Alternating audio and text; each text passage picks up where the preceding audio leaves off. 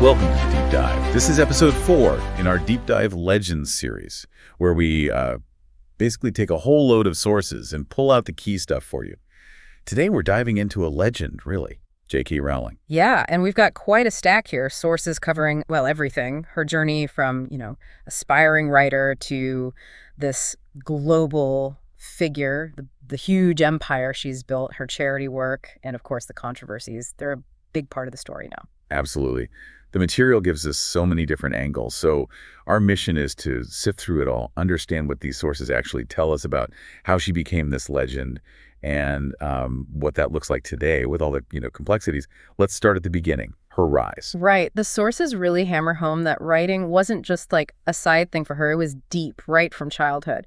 We learned she was telling stories to her younger sister Di from about 6 years old. 6, really? Yeah, little stories she made up. One about a rabbit called Rabbit, kept it simple, and another about a giant bee called Miss Bee. Rabbit and Miss B. I like that. It really shows that early imagination, doesn't it? But what's interesting from the sources is how her parents saw it. Sort of an amusing personal quirk, Nice, but not exactly a career path.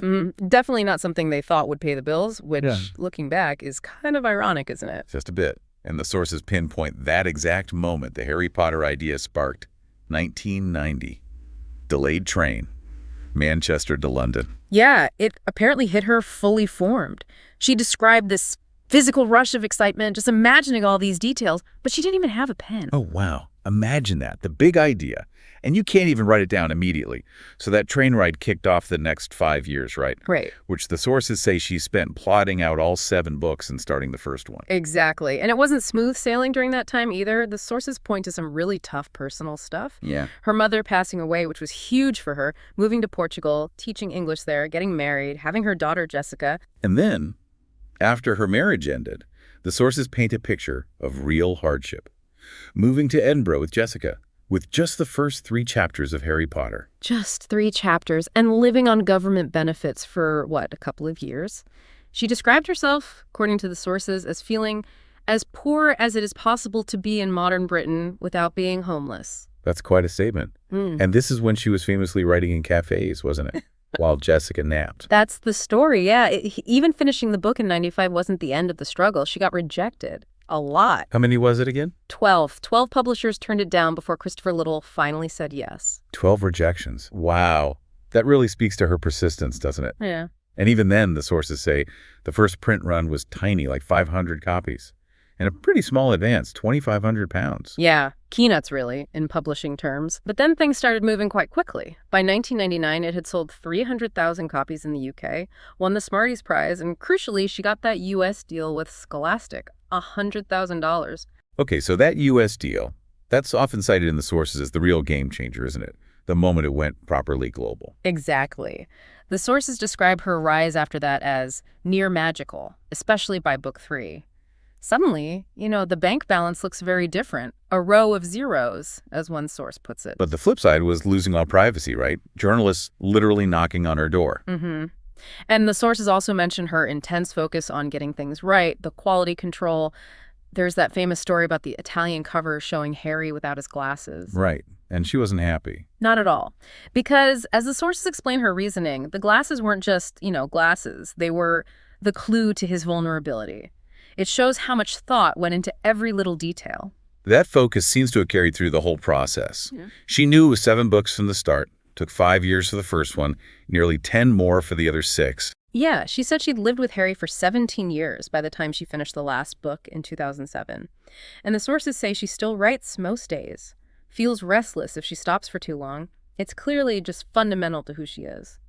It really paints a picture of resilience, doesn't it? Turning all that hardship into something huge. Absolutely. And the impact wasn't just her story, it was the impact of the books themselves. The sources really go into the literary and cultural effect of Harry Potter. Yeah, they consistently point out how it changed modern fantasy. It just broke through, didn't it? Reached readers of all ages in a way that not much else had. The sources highlight things like the inventive world building, the characters people really connected with, and how it tackled quite complex moral issues, but within that fantasy setting. And it didn't just entertain people, it actually inspired them, right? The sources suggest it got a whole new generation reading and writing fantasy. It really shifted how people saw the genre. The numbers are just staggering. Over 600 million copies sold, translated into more than 85 languages. And that detail about the New York Times bestseller list over 843 weeks and still counting, that's incredible longevity. It just became this massive cultural phenomenon, influencing marketing, pop culture, everything. And even early on, she used the world for charity, writing those 3 companion books, Quidditch Through the Ages, Fantastic Beasts, Tales of Beetle the Bard. Yeah, that charity link is interesting. We should definitely come back to that. But first, the world didn't just stop with the books, did it? The sources show how this whole universe and the business empire around it just kept expanding. Oh, definitely. Warner Bros. Got in really early with the movie rights. Apparently, they licensed them even before the first book was published, back when she was still struggling. Wow. Good timing for them. And that film franchise became, well, enormous. What did the sources say? Almost $7.7 billion by 2011, making it the biggest franchise at that time. Yeah, a global juggernaut. And what's key, highlighted in the sources, is how her control over it increased over time. Her deal was renegotiated, giving her profit participation and executive producer credit, and crucially, veto power over any non-author written sequels. Right. So no more Harry Potter stories unless she approves them. That detail really shows how protective she is of the core creation, doesn't it? Absolutely. And that control stretched to the stage, too. Harry Potter and the Cursed Child, the play she co-wrote the story for, opened in 2016. The sources talk about its massive success, selling over 11 million tickets, grossing over $1 billion worldwide. And the story itself is interesting, jumping forward in time. Harry's an adult. His son Albus is struggling. It uses time travel to look back at things, explore themes like love, the past. And the sources mentioned people really like what they did with Draco Malfoy's character in the play. Then she moved into screenwriting herself with the Fantastic Beasts prequels, focusing on Newt Scamander. First film in 2016, then Crimes of Grindelwald in 2018, and Secrets of Dumbledore in 2022. But the sources do point out that the reception wasn't quite as stellar for those later ones, particularly Crimes of Grindelwald. Criticisms about the writing, the plot being a bit thin. Yeah, and Secrets of Dumbledore apparently struggled a bit more at the box office, too. The sources mention it was kind of tested by public backlash, which ties into the controversies we'll get to. Right. But even with some wobbles there, the overall brand stayed incredibly strong. Look at the Hogwarts Legacy video game last year. Oh, yeah. Best-selling game of 2023. Grossed $1 billion, sold 24 million copies. And the sources even note that major outlets were openly talking about how they wrestled with the implications of purchasing it because of the controversy surrounding It that. just shows how intertwined it all is now. Yeah. And then there are theme parks. Huge. Absolutely huge. The Wizarding World lands at Universal Parks. They've been transformative. When the first one opened in Orlando, the sources say attendance jumped 36%, revenue up 40%. Just incredible numbers. One source called it maybe the greatest licensing arrangement in theme parks in the last 40 years. And she gets a cut of the sales from inside those areas, too. Plus the Warner Bros. Studio tour in the UK, also bringing in loads of money. It's a massive operation. And beyond Harry Potter, the sources remind us about her other writing. The Casual Vacancy, her first adult novel back in 2012, which got a TV adaptation. And the crime series, under the Robert Galbraith name, Cormoran's Strike. That's been really successful, too, hasn't it? 7 books now, also adapted for TV. Yeah, doing very well. And during the pandemic lockdown in 2020, the sources mentioned she released the Ichabod online for free for kids. Oh, I remember that. Oh. It was later published properly, with the royalties going to charity, right? And then The Christmas Pig in 2021. Exactly. So all this activity, books, films, plays, parks, games, it adds up financially. The sources report she's back in the billionaire category, net worth around $1.2 billion, earning over $80 million a year since 2020 from all these different streams. And it's interesting, the sources note she was a billionaire before, back in the 2000s, but dropped off the list, partly because of her charitable giving. Which we'll definitely get to. The sources also mention her stance on living in Scotland and paying the top rate of income tax, 45%. She sees it as like patriotic payback for the welfare support she once received. And there was that social media comment mentioned in the sources, wasn't there? When people suggested she was losing fans over the controversies, she replied something about reading her royalty checks. Yeah, basically saying the financial side was still doing just fine. It was a very direct response noted in the sources. It certainly was. Oh.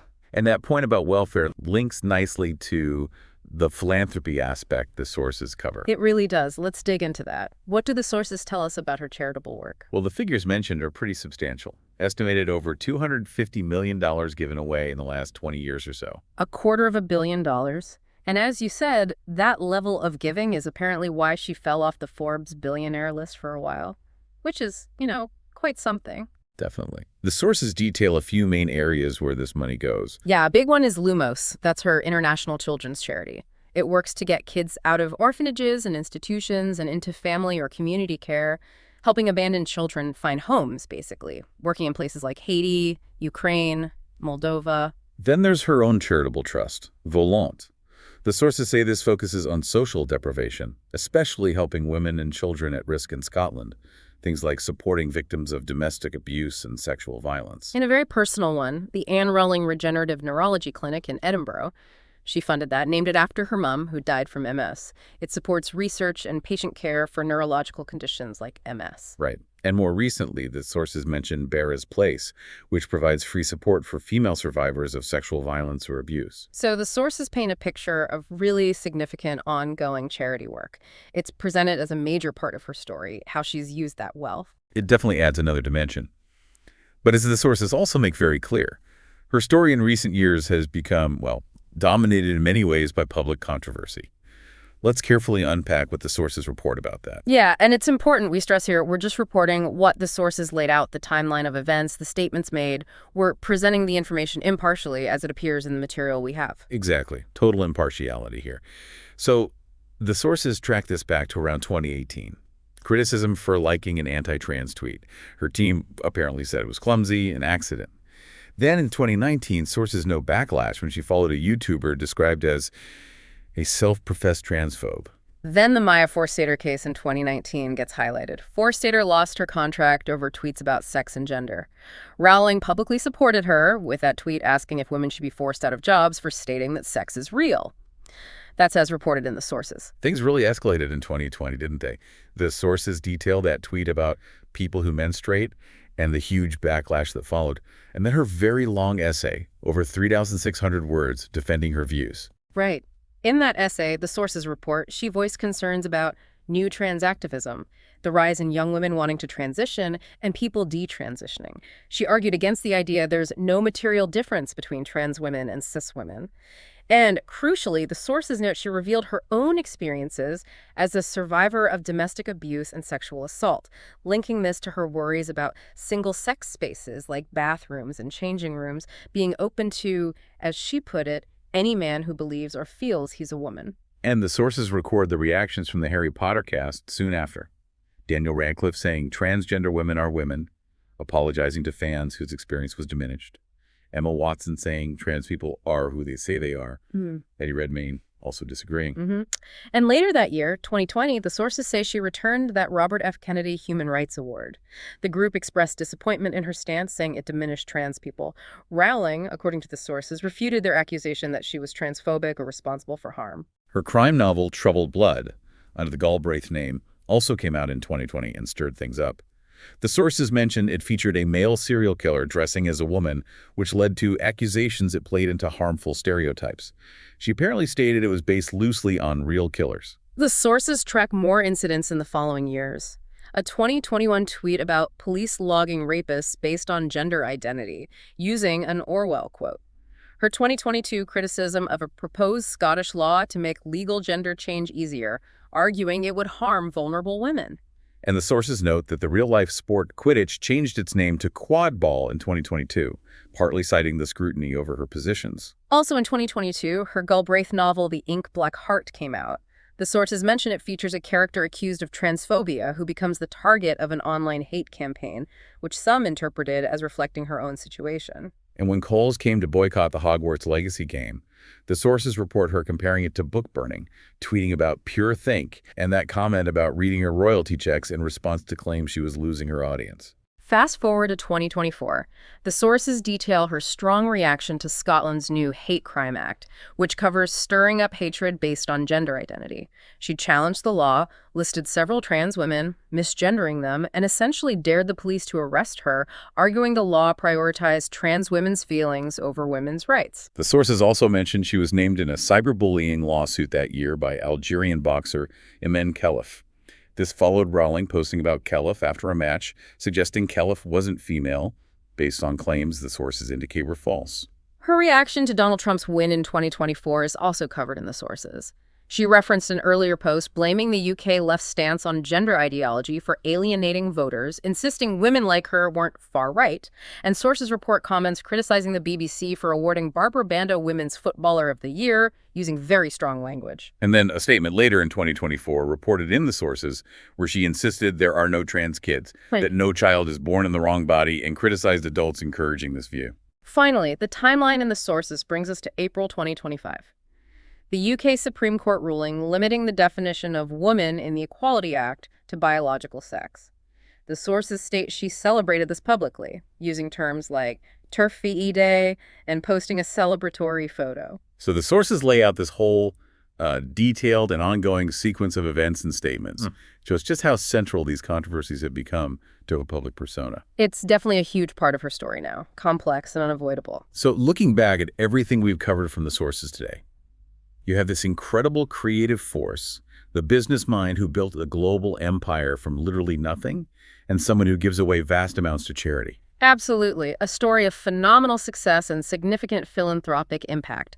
But then, as the sources make equally clear, you have this figure deeply embroiled in intense, ongoing public controversy over her views on sex and gender. It's that juxtaposition, isn't it? The immense success and the deep friction, side by side. Yeah.